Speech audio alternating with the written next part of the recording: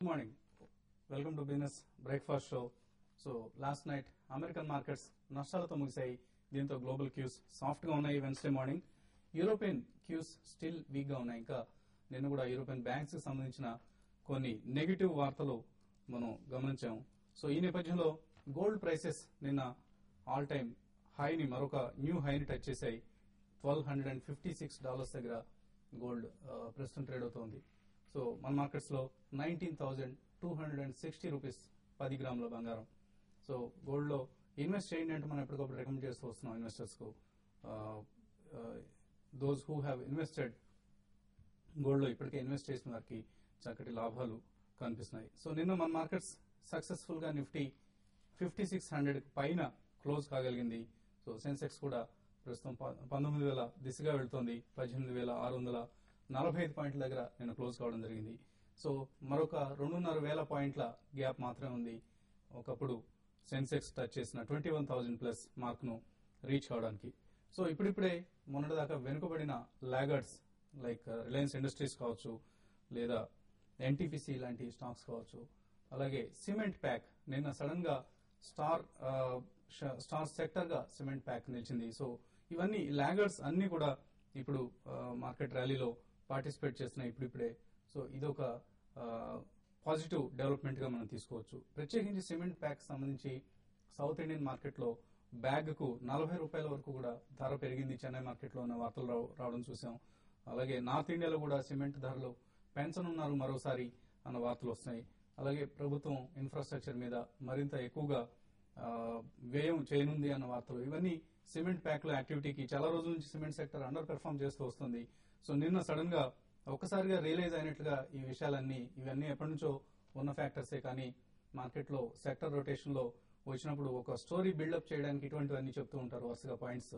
So వీటి ఆధారంగా anyway cement also has to go up along with the other sectors. నిన్న జరిగింది ఇది. సో ఏసీసీ, అల్ట్రాటెక్ వంటి లార్జ్ క్యాప్స్ నుంచి చిన్న కంపెనీలు, mid cap cement companies, India cements, Ambuja cements, ఇటువంటి కంపెనీస్ అన్నింటిలో కూడా స్ట్రాంగ్ ప్రాఫిట్స్ నిన్న గమనించాం. అలాగే టెక్నాలజీ స్టాక్స్ కూడా ఫస్ట్ హాఫ్ వీక్ గా ఉన్నప్పటికీ సెకండ్ హాఫ్ లో చాలా స్ట్రాంగ్ గా పెర్ఫార్మ్ చేశాయి. ఇన్ఫోసిస్, టీసీఎస్ వంటి స్టాక్స్ చక్కటి లాభాలు ఆర్జించడం మనం గమనించాం. ఓవరాల్ గా ఇండెక్స్ స్లగిష్ గా ఉన్నప్పటికీ బ్రెడ్త్ పాజిటివ్ గా ఉంది. ఆల్మోస్ట్ 800 స్టాక్స్ లాభాలతో ముగిస్తే 600 స్టాక్స్ నష్టాలతో ముగిసాయి. సో బ్యాలెన్స్డ్ గా ఉందని చెప్పుకోవచ్చు. సో మార్కెట్స్ లో ఇక 5600 మార్కు పైనే స్టెబిలైజ్ కాగలుగుతాయి, లేదా ఈ మార్కు తిరిగి కిందకు వచ్చే అవకాశం ఉందా?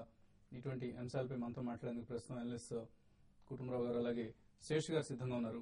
సో శేష్ గారు, ఓవరాల్ గా 5600 మార్కును మనం నిన్న క్రాస్ కాగలిగాం, కానీ ఇక్కడ నుంచి ఇండెక్స్ 5600 పైన నిలదొక్కుంటుంది. ఎక్కడ రెసిస్టెన్స్ సపోర్ట్స్ కనిపిస్తున్నాయి మీకు? అంటే ఇప్పుడున్న పరిస్థితులు అయితే నిఫ్టీకి రెసిస్టెన్స్ అన్ని కూడా దాటుకొని వచ్చి 5600 పైన నిన్న సైకలాజికల్ గా క్లోజ్ అయింది. అయితే ఇక్కడ నిఫ్టీకి నిన్న వచ్చిన హై ఒక రెసిస్టెన్స్ అనుకోవాలి. అంటే దగ్గరగా 5620 అరౌండ్ ఆ లెవెల్ దగ్గర నిఫ్టీకి రెసిస్టెన్స్ ఉంటుంది. అయితే ఇక్కడ ఇప్పుడున్న పరిస్థితులు ఏంటంటే మార్కెట్ ఇక్కడ 100 పాయింట్స్ 150 పాయింట్స్ దాకా లాస్ట్ ఒక 3 ట్రేడింగ్ సెషన్స్ లో పెరిగింది కాబట్టి ఒక కన్సాలిడేషన్ ఫేజ్ లో ఉండే అవకాశం ఎక్కువ ఉంది. దీంతో పాటు మనకి గ్లోబల్ క్యూస్ గా చూస్తే ఈ రోజు ఏషియన్ మార్కెట్స్ దాదాపు అన్ని కూడా 1% దాకా నష్టాల్లో ఉన్నాయి. కాబట్టి మన మార్కెట్ కూడా కొంత ఇక్కడ కొంచెం ఈ రోజు మైనస్ లో ఓపెన్ అయ్యి కొంత ఈ 5600 దగ్గర నిఫ్టీకి బాగా రెసిస్టెన్స్ అనేది ఫేస్ చేసే అవకాశం ఉంది. ఒకవేళ ఈ రోజు నిన్న సైకలాజికల్ గా క్లోజ్ అయినా కూడా ఈ రోజు క్లోజింగ్ బేసిస్ లో చూస్తే 5600 బిలోనే క్లోజ్ అయ్యే అవకాశం ఉంది. కాబట్టి నిఫ్టీకి అరౌండ్ ఈ లెవెల్ లో బాగా కన్సాలిడేట్ అవుతుంది. దీంతో పాటు రీసెంట్ గా ఏవైతే స్టాక్స్ సెక్టార్స్ బాగా పెరగని స్టాక్స్ లైక్ ఎల్ఎన్టీ ఇటువంటివన్నీ కూడా మంచి అప్ ట్రెండ్కి వచ్చాయి. ఈవెన్ సిమెంట్ స్టాక్స్ లో ఏసీసీ ఇవన్నీ కూడా అప్ ట్రెండ్కి వచ్చాయి. అయితే ఇవి ఎంతవరకు సస్టైన్ అవుతాయి అనేది 1-2 రోజులు పట్టి చూడాలంటుంది. నిఫ్టీలో ఇక్కడ నుంచి పెద్ద అప్ ట్రెండ్ ఉండకపోవచ్చు, at the same time down trend ఉండకపోవచ్చు. కాబట్టి కాకపోయినా కూడా మనకి ఎన్ని రోజులు బాగా పెరుగుతున్న మిడ్ క్యాప్ లో మళ్ళీ యాక్షన్ ఉండే అవకాశం ఉంది. కాబట్టి నిఫ్టీ ఇక్కడ రెసిస్టెన్స్ ఉంది. ఒక గ్లోబల్ క్యూస్ ఇక్కడ నుంచి ఫర్దర్ గా వీక్ అయితే మాత్రం నిఫ్టీకి సపోర్ట్ వచ్చి 5650 దగ్గర, నిఫ్టీ 5550 దగ్గర నిఫ్టీకి చాలా స్ట్రాంగ్ సపోర్ట్ ఉంటుంది. అది కానీ బ్రేక్ అయిందంటే షార్ట్ టర్మ్ కి మార్కెట్ కొంత డౌన్ ట్రెండ్ ఉండే అవకాశం ఎక్కువ ఉందండి. ఓకే, సో గ్లోబల్ క్యూస్ ఎలా కనిపిస్తున్నాయి? యూరోపియన్ బ్యాంక్స్ నేను కూడా మనం గమనించాం. ఏదైతే స్ట్రెస్ టెస్ట్ రిజల్ట్ ఏదైతే ఉందో అందులో కొన్ని అండర్స్టేట్ చేయడం జరిగింది అన్న వార్తలు వచ్చాయి. ఇటువంటివన్నీ మన మార్కెట్స్ పై ఎటువంటి ప్రభావం చూపిస్తాయి అనుకుంటున్నారు?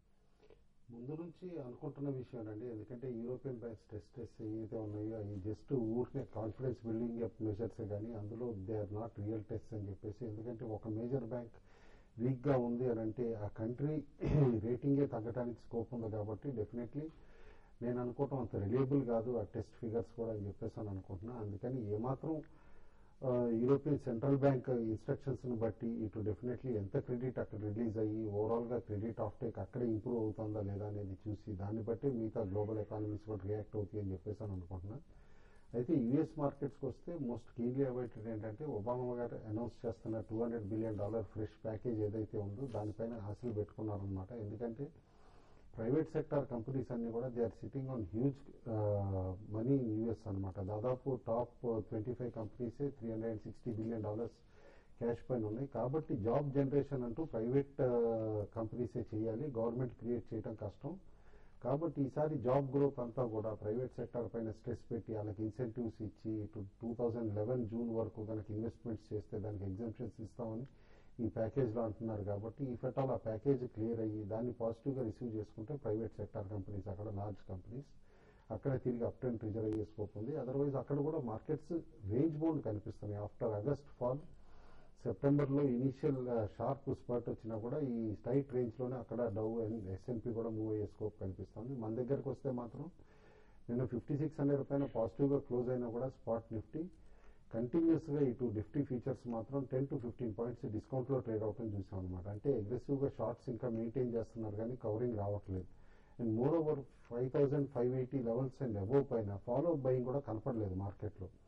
ఎక్కువగా ట్రేడర్ బయింగ్ ఇంట్రెస్టే కనిపిస్తుంది. అండ్ సెక్టారల్ రొటేషన్లో మనం చూసాం సిమెంట్కి వచ్చేసేపాటికి సడన్గా 840% ఓపెన్ ఇంట్రెస్ట్ పెరిగిందని. ఎందుకంటే అల్ట్రాటెక్, గ్రాసిమ్ కానీ ఇటు ఏసీసీ అన్ని స్టాక్స్ 5 to 8% గెయిన్స్ రావటం అదనమాట. ఒక్క రోజున ఒక సెక్టార్లో 840% ఓపెన్ ఇంట్రెస్ట్ 2006 తర్వాత ఇది ఫస్ట్ టైం అవుతుందన్నమాట. కాబట్టి without any fundamental change in the sector ఒక్కసారి అంత స్పర్ట్ వచ్చిందంటే ఈ రీజన్స్ ఏమున్నాయి అనేది కూడా ఆలోచించాల్సి వస్తుంది. బట్ ఇన్వెస్టర్స్ మాత్రం అండ్ ట్రేడర్స్ మాత్రం 5550 బెంచ్ మార్క్ కింద తీసుకోవచ్చు. That should be major support zone అని చెప్పేసి అని అనుకున్నాను. Closer to that levels fresh buying కూడా ఎమర్జ్ కావచ్చు. అండ్ అప్ సైడ్ మాత్రం 5610 పైన కన్విన్సింగ్ గా క్లోజ్ అవ్వగలిగితే ఇవాళ కూడా markets later part of the day definitely we are in for 5700 అని చెప్పేసి అని అనుకోవచ్చు. ఓకే, సో సిమెంట్ స్టాక్స్ లో చాలా మంది స్ట్రక్ అయి ఉంటారు. బహుశా ఈ ర్యాలీలో కొంతవరకైనా బయటపడే ప్రయత్నం చేయొచ్చు. Maybe you can continue investing your investments in the cement sector, but struck అయిన వాళ్ళు మాత్రం they can take this as an opportunity for exit. Rajesh Hyderabad నుంచి లైన్ లో ఉన్నారు. రాజేష్ గారు నమస్కారం అండి, నేను హైదరాబాద్ నుంచి మాట్లాడుతున్నాను. నమస్తే, చెప్పండి. విజయ టెక్స్టైల్స్ ఇన్వెస్ట్ చేద్దాం అనుకుంటున్నానండి. స్టాక్ గురించి కొంచెం చెప్పండి. ఇంకోటి ఏంటంటే ఇప్కా లూపింగ్ లో ఏ రేట్ లో తీసుకోవచ్చు, ఎంతకాలం హోల్డ్ చేయొచ్చు అన్నది కూడా కొంచెం తెలియజేస్తాను. కుటుంబరావు గారు. ఓకే అండి. విజయ్ టెక్స్టైల్స్ మోర్ ఏ ట్రేడర్ ఫేవరెట్ కానీ ఇన్వెస్ట్మెంట్ ఫేవరెట్ కాదండి. And home furnishings company and basically trading turn over ఎక్కువ అనమాట. అండ్ స్టాక్ స్ప్లిట్ అయిన దగ్గర నుంచి కూడా పెన్నీ స్టాక్ కింద ట్రీట్ చేస్తున్నాం దీన్ని. దీనికంటే బెటర్ కార్పొరేట్ ట్రాన్స్పరెన్సీ ఉన్న స్టాక్స్ చాలా ఉన్నాయి. కాబట్టి విజయ్ టెక్స్టైల్స్ మాత్రం ప్రిఫరబ్లీ అవాయిడ్ చేయమని చెప్పేసి చెప్తానండి. రెండో స్టాక్ ఇప్కా లూపిన్ ఈ రేట్ లో Ipca Lupin definitely medium term horizon తోటి ఇప్పుడు బై చేయమని చెప్పేసి చెప్తానండి. ఎందుకంటే ఎక్స్ స్ప్లిట్ అయిన బోత్ ద స్టాక్స్ అనమాట.